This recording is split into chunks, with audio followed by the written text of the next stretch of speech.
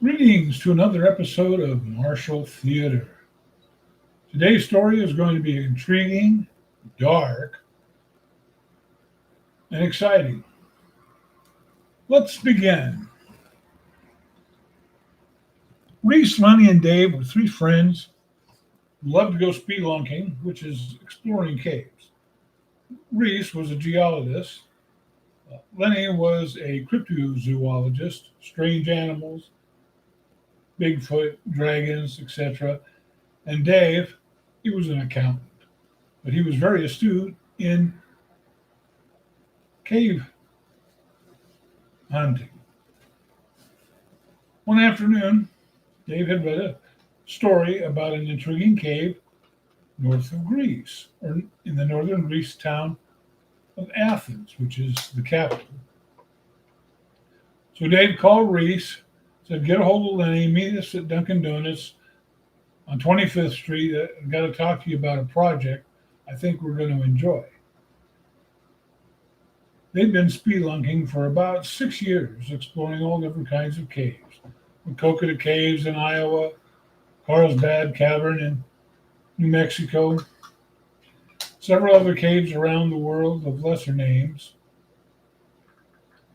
But he had found an intriguing story about a special cave whose name is called Alapothria in Greece. They gathered at the Dunkin' Donuts and they talked for a few hours. They were planning a trip to Greece to explore this cave. They decided that it would take 4 months to plan. They needed at least 100 pounds of food, water, and supplies for each of them, as well as a backpack and sleeping bag, which seemed like a lot to carry and move if they were willing. They planned a 6-day excursion into Greece. As the time rolled by, they did some research, got dry goods, bottled water, all the equipment they needed, high lithium batteries that would run for days at a time to run their headlamps and other lamps they would need for the total darkness of the cave. Weeks went by pretty quickly.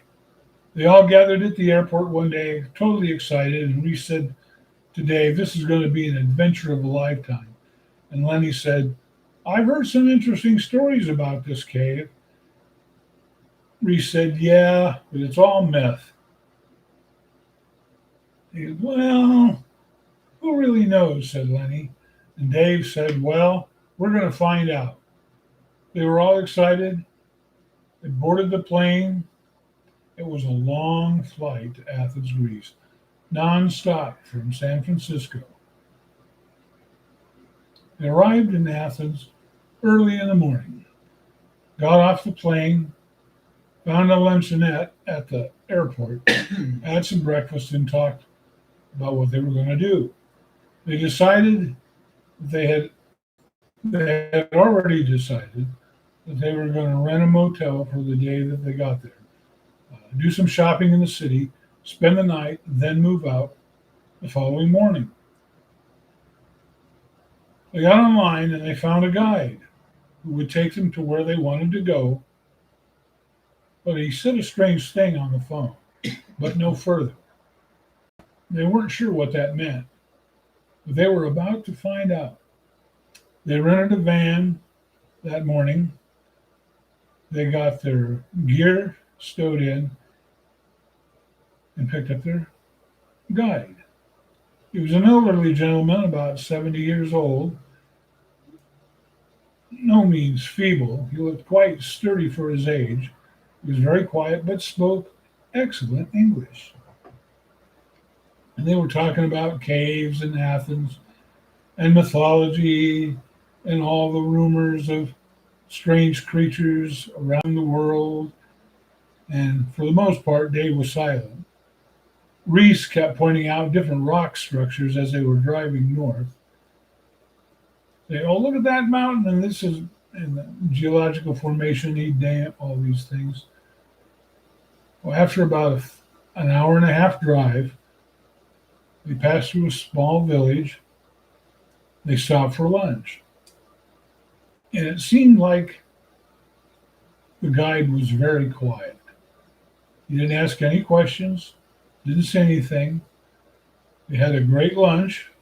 They had salad, Grecian food, some wine.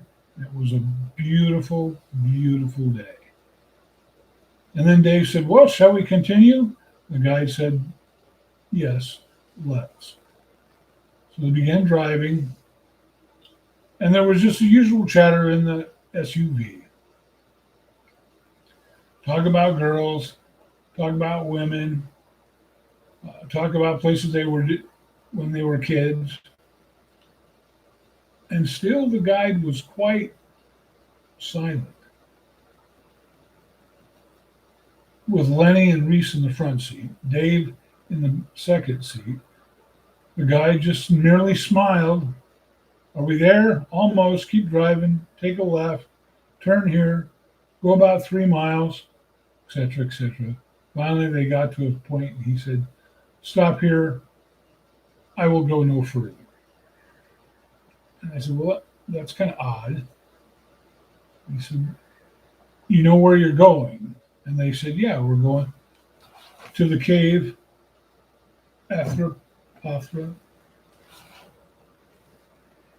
He said, "I hope you return,"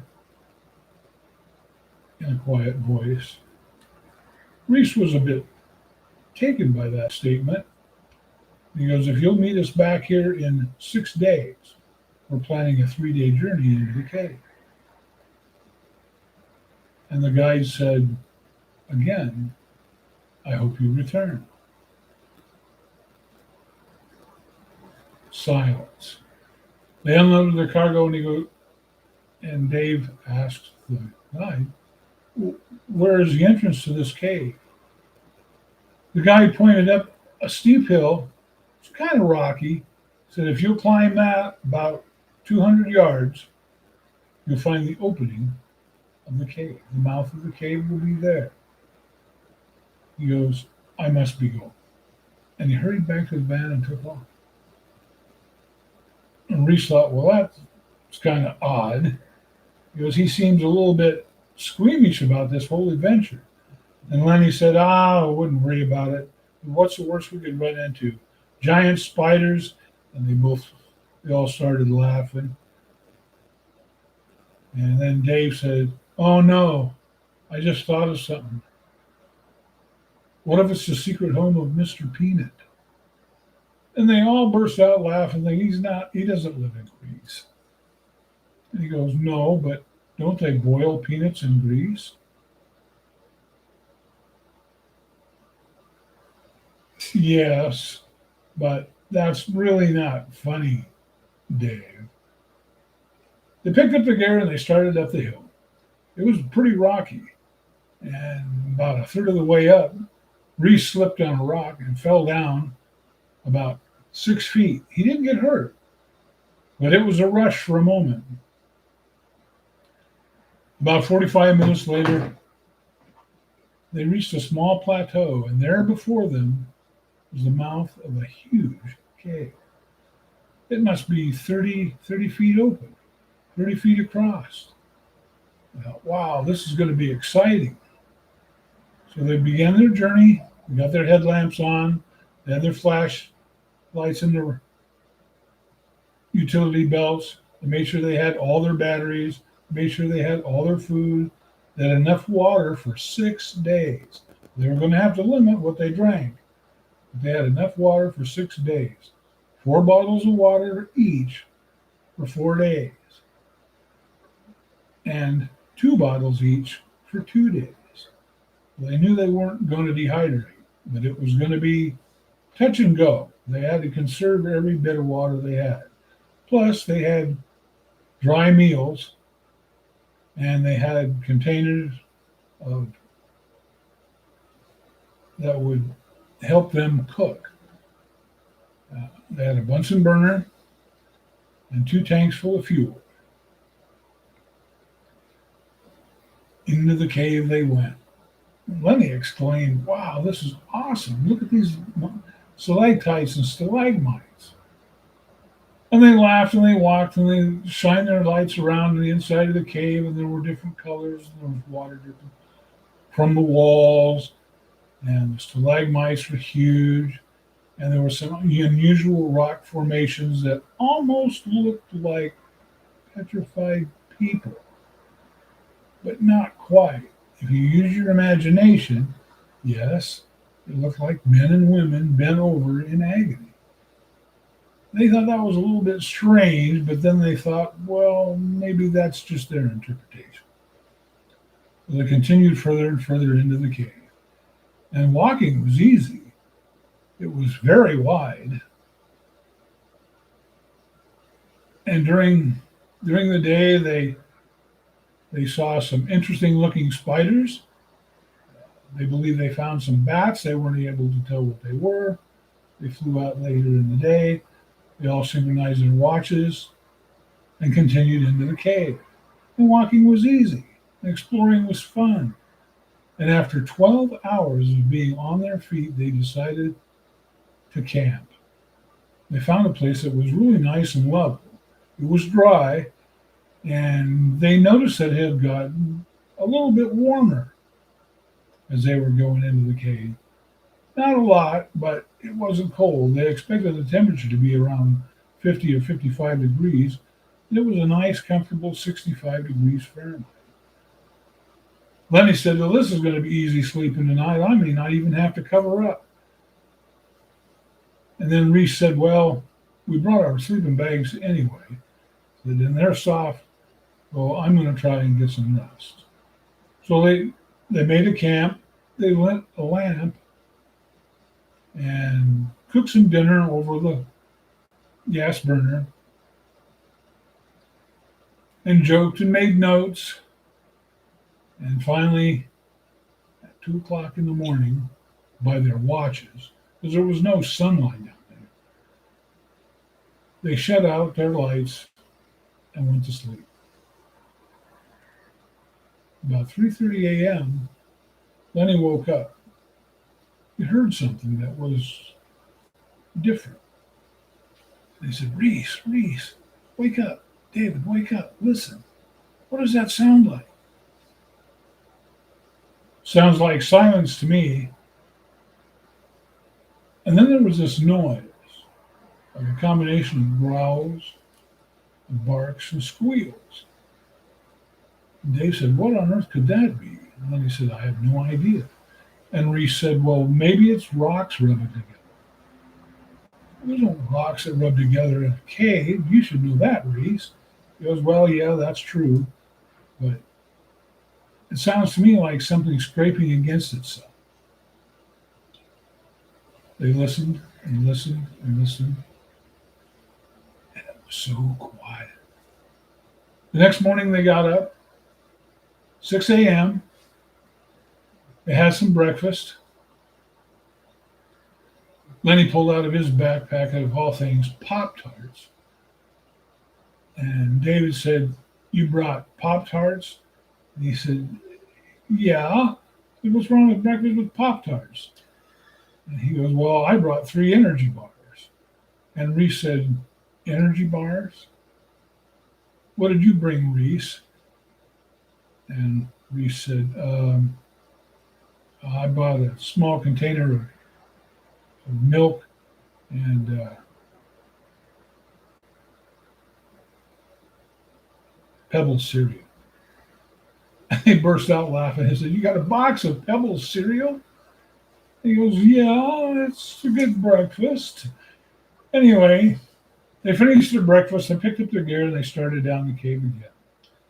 After about an hour and a half, they passed through an area where there was phosphorescent rocks in the cave wall. And it was so bright that they didn't need their headlamps. And it was a combination of reds and greens and blues. This went on for about 20 minutes. And they thought, how exciting. And they were walking, looking at all these beautiful, shiny rocks that were lighting up the floor. How amazing that seemed.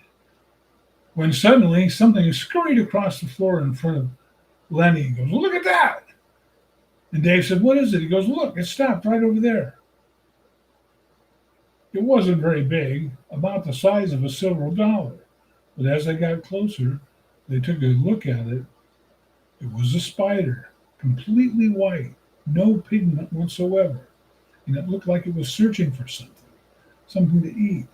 When suddenly another insect suddenly shot across the floor. The spider jumped in the air and landed right on the insect. It looked like a beetle.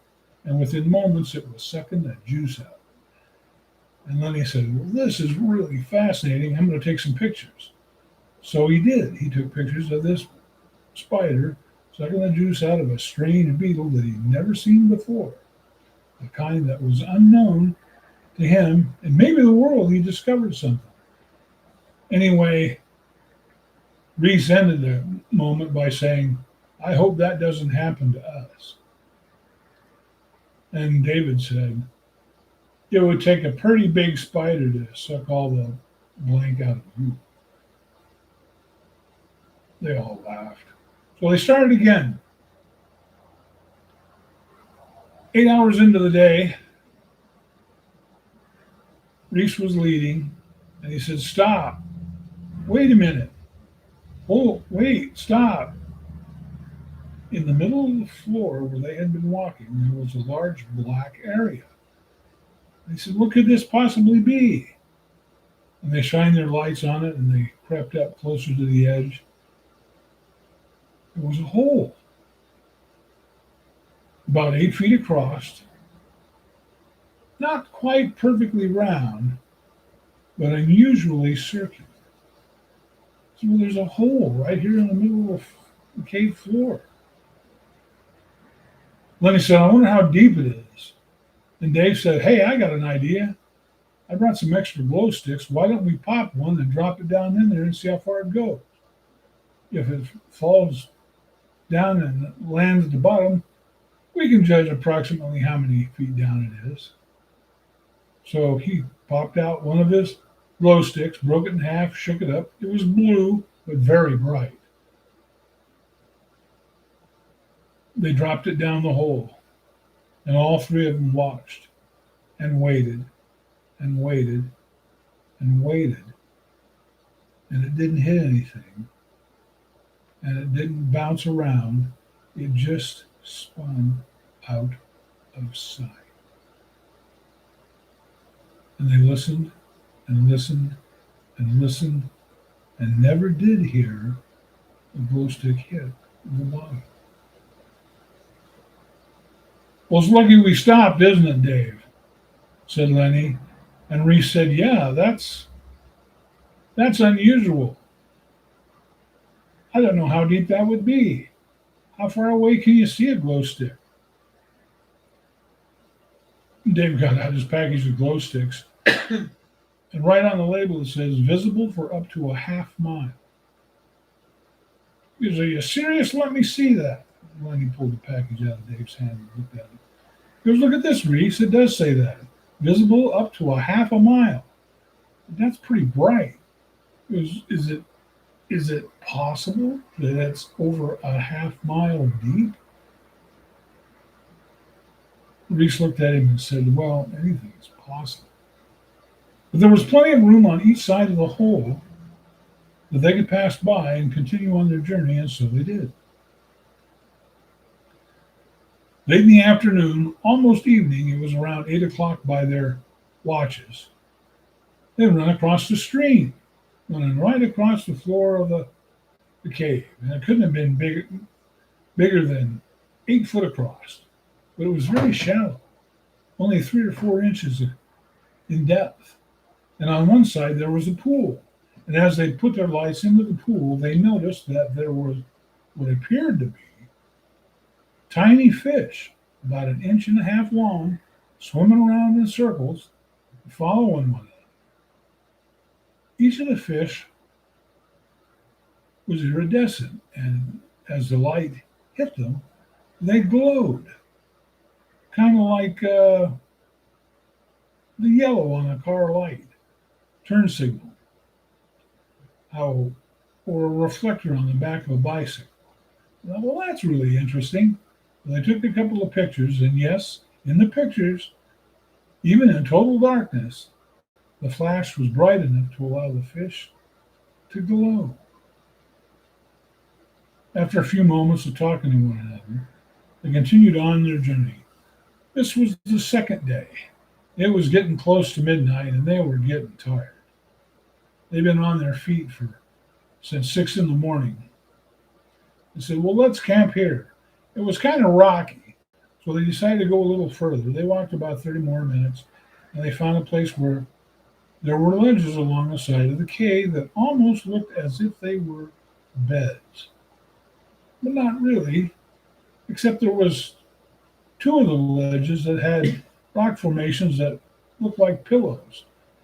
And the stalactites and stalagmites above them looking like they could fall and impale whoever laid there. You know, that was kind of strange, but it was dry. They set up camp, got their lantern out, got their cook stove out, made dinner, talked, chatted, and around 1 o'clock in the morning, they finally went to sleep. So we're going to sleep in late tomorrow. I just want to get a good night's rest. 4 in the morning, when Reese woke up, and he heard something that sounded like an animal running. He said, Lenny, wake up. What, Reese? Listen, what's that sound like? It sounds like something running. It's something with four legs. I said, well, that's really strange. And then it stopped.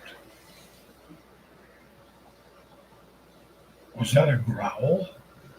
Then he said, did that sound like a growl to you? It almost sounded like a growl. Then there was another noise. And Reese said it sounded like there was three growls.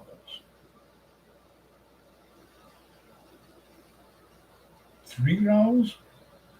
And then he said, but it only sounded like four legs. Silence again. Finally, Lenny and Reese fell back to sleep. They got up the next morning at 7:30, well rested, and they were thinking they were calculating how many hours they walked, how much they've eaten, and their backpacks were getting lighter because of the reduced water, but they were keeping all their bottles and all their scrap in a special place in their backpacks so they wouldn't litter. And on they went. Further and further down into the cave. The cave widened and got taller so that the roof of the cave looked like it was as much as 60 feet above them. And the stalagmites and stalactites had changed color from yellow to a soft orange. And Reese was trying to figure out, well, what kind of chemicals would make a stalagmite orange? And then David said, look over there at those. And there were stalactites and stalagmites in the shape of what looked like the jaws of an animal, upper and lower teeth, very sharp. He said, how could that, how? And Reese said, you never know what you can find in a cave. We've seen thousands of different formations. Don't let it go to your head. And David said, oh, I don't know. And then Lenny said, don't be absurd. We're in a cave. The odds of any wild animals being in here are absolutely zero. And they looked at each other and they thought, well, we're going to continue. The next day was a little more rough. The cave floor rose and fell and rose and fell and rose and fell several times. They were walking up and down the cave floor. And Reese thought that was kind of unusual and noticed that the rock had changed to not so much limestone, but more like basalt, like they were really getting deep into the earth.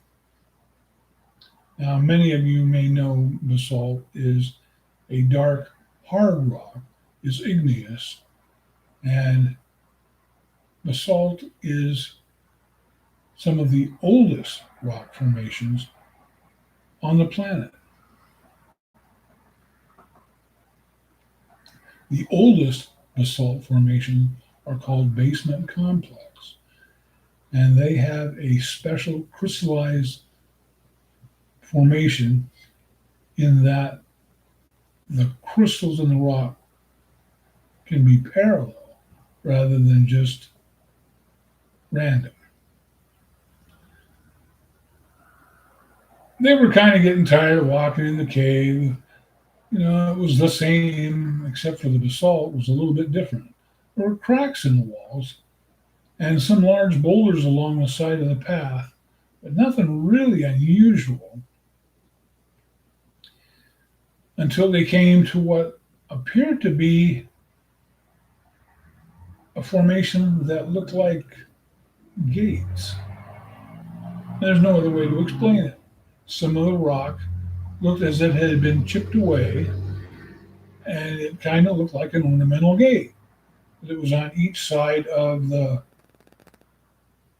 cave, and they were kind of curious about that. Reese took a number of pictures, made some measurements, and thought, well, this is almost looks like it was carved out with a machine or with a group of people or something. And then he said, once again, we're making excitement out of nothing. These are just rocks. And David said, yes, they're just rocks. And Reese replied by, I'm not quite sure. And Lenny said, well, why? And he said, because underneath these rocks, there's a crack on each side, and it almost looks like they could close. And Lenny said, no, that's not rational. Then they heard a sound that made fear run through their bodies. It sounded like three animals howling, and the reverberation filled the entire cave. And then he looked at Dave and Reese and said, what on earth is that? Because I have no idea. I've never heard anything like that before. It seemed like each growl was a different octave, and the three combined made a most unholy sound. And Lenny said, my gosh, are we really hearing this? And once again, silence. They listened. They listened. They didn't move for a half hour. They were so terrified. They said, well, it can't be anything that can harm us, right? Said Dave. And Lenny said, no, I don't think there's anything in here that can harm us. That night they made camp, and it was the usual conversation, old football games, old baseball games. They all went to high school together. They remember some of the girls in their senior class. They talked about their prom. Finally, they went to sleep.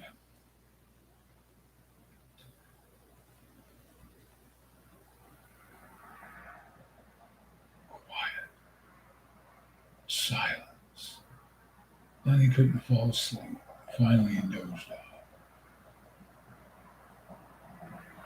Lanny was laying in a position where his head was towards the extent of the cave, and his feet were toward the opening. And as he was laying there, he woke up. It was pitch black. but he thought he heard something that sounded like wind. And he thought, how can that be? It was almost like there was a breeze upon his face. And as he was laying there, something warm and wet dripped onto his forehead. And he reached up and he swiped his forehead and he felt it. And it was kind of thick and gooey.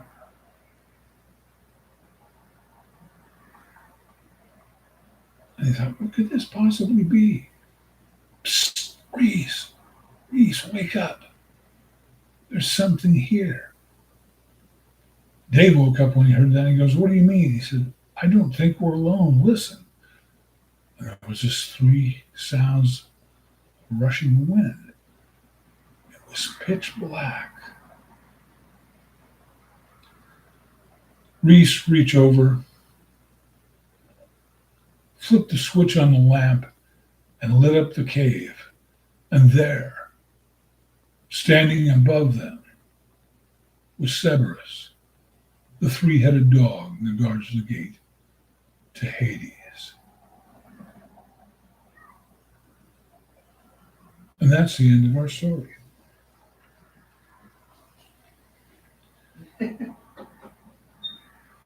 Sorry, I was busy using the restroom.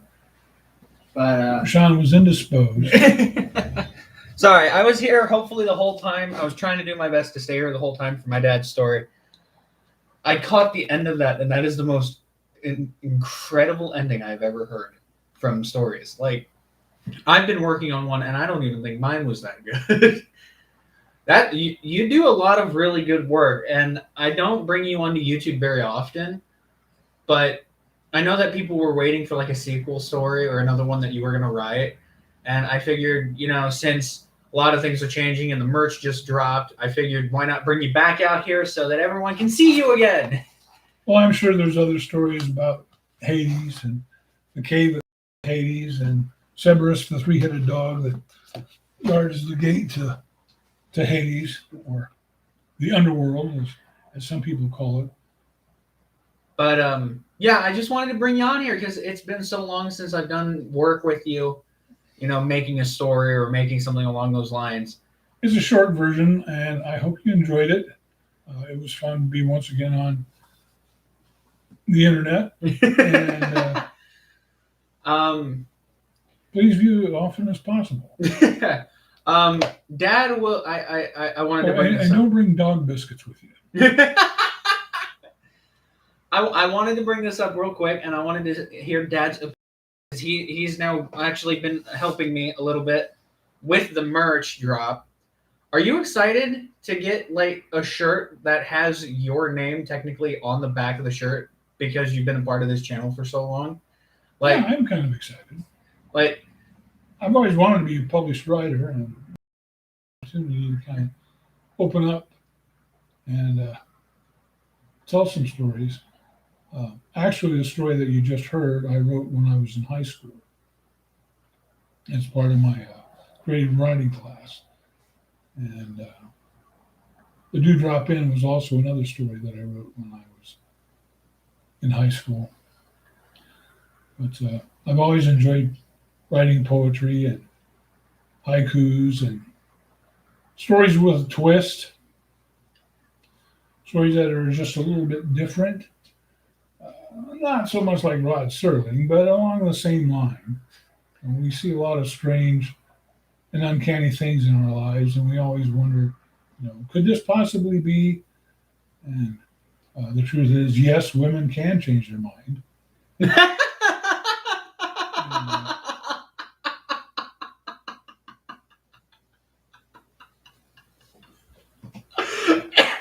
I wasn't ready for that.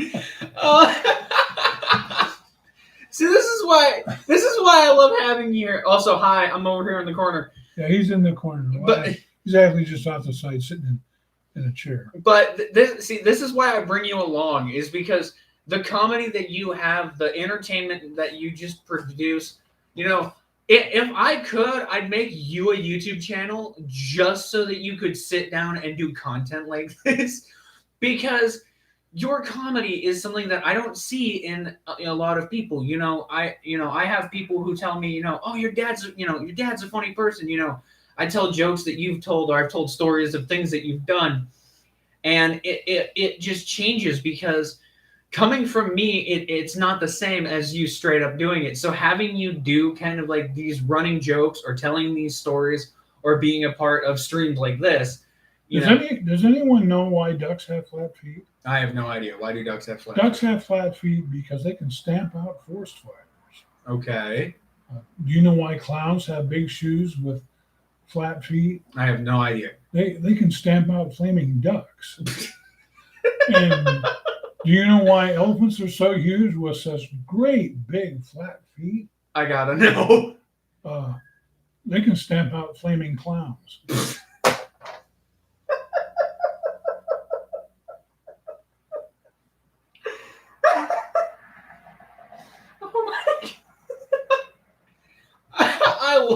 I love you. One day I'm going to look back at these and wonder what we were thinking. But, like I said, I love bringing you onto the channel because, honestly, I think, if I'm not mistaken, you've made more appearances on this channel than Mom has. Mom, I think, has only made maybe 2 or 3 appearances on the channel. She did once back on Mother's Day. She did it once for her birthday. And I think she showed up when we went to Florida randomly. No, she did. She did. In the last video, she kind of did an interview with me on the last day in Florida. But I love bringing you on because your comedy is unrivaled in my mind. Like I'm looking up to you. And Did you know Damascus steel can hold the sharpest edge on a knife? The only thing that can hold a sharper edge than Damascus steel, or even a katana, is a ceramic blade. Well, there's now some education. Yeah, ceramic blades can be honed to thousandths of an inch. But if you want to know what the sharpest thing in the world is, it's a fart. It can slice through your pants and not even leave a hole.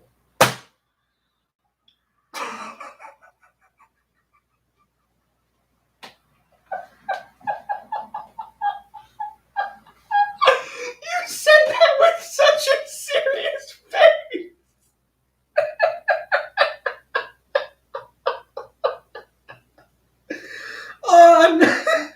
I gotta do this more often.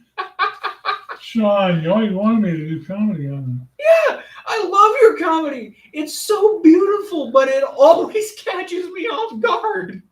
It always does. I love your jokes. They're so amazing. One day, I want to do this with you. I want to on a separate stream, not this one, but on another one. I just want to sit down with you and just listen to all the funny jokes that you can come up with or funny stories you can tell. Because I know that, my brothers and sisters, they've done some hilarious stories. They've done some hilarious things. I've only told, like, the stories that you've done.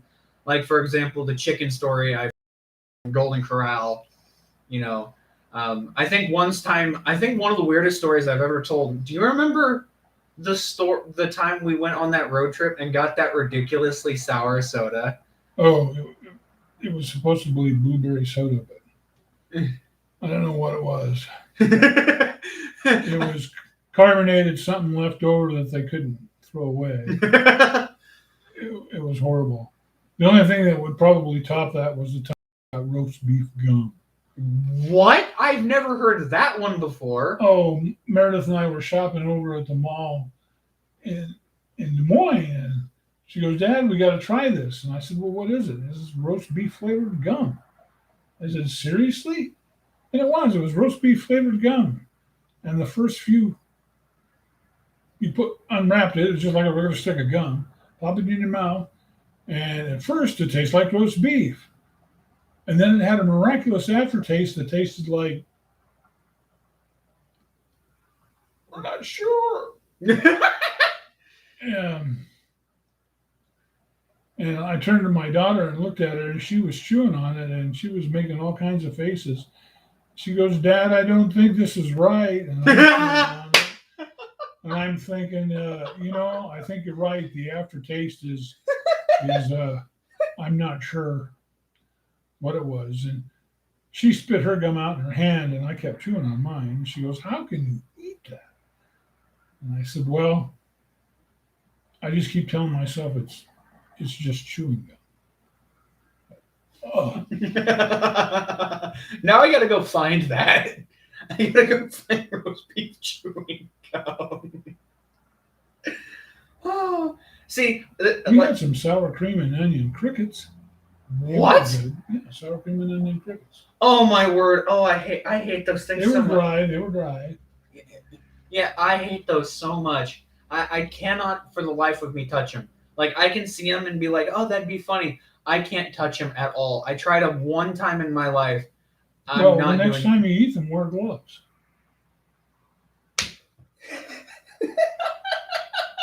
Unless you're allergic to latex. Get some snow mittens, Wait, hold on. I can do a joke. Hold on. I can do a joke. Wait.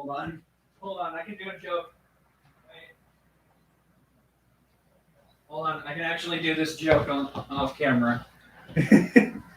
Ow! I almost tripped and fell. Instead of using gloves, use bare fists. Yep, that will work. Sorry. I just thought of that.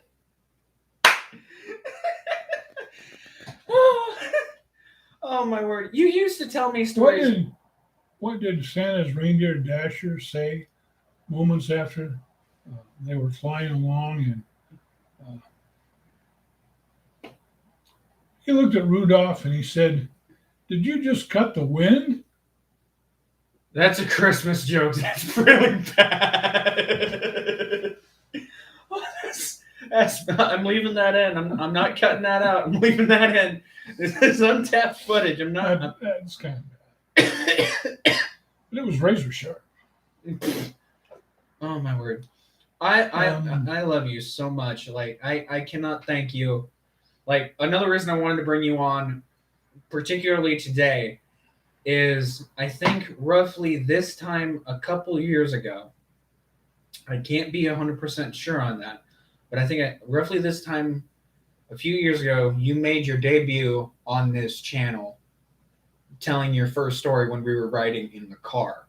I'm actually, hang on, let me real quick.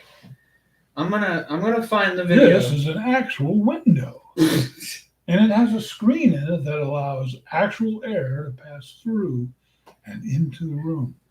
All right, I'm gonna go back through my YouTube history of us doing stuff together, and I'm gonna find the first video that you ever showed up on, the actual official first video. You know how many Italians it takes to change a light bulb? I have no idea how many. It takes 7. Why? 1 to stand on the chair and hold the bulb, and 6 to go out and get enough wine and bring it back to make the room spin around. All right, officially. That's an old joke from a while. That's very old. Officially, you have been on this channel since February 26th of 2018. You have been on this channel with me for 3 years. And your stories have accumulated, let's see, 9 plus 19 plus, or 9 plus 19 plus 5. You've accumulated quite a few views on the channel. You have 3 videos on here. Now you have a stream. And I wanted to thank you for supporting me through the 6 years of being on YouTube. It was really fun. Well, I am trying to be supportive. Mm-hmm. And I understand that, a lot of people don't really, in the family, they don't fully understand it. Like, I know Mom doesn't. I know that Randy doesn't completely get it. I don't think Grandma even though these are things that are kind of beyond their imagination. Yeah. And the screen that you see me on was Sean's best friend when he was a kid. I wouldn't go that far. There's a lot of private. Continuous Thomas the Train. Okay, I see what you're saying. Yes, I did sit in front of the TV a lot as a kid and watch Thomas and Friends. And if Yeah. it's okay, I would like to excuse myself Absolutely. and turn Sean back over to all of you. Yep. And I hope you liked the live stream and the lame jokes.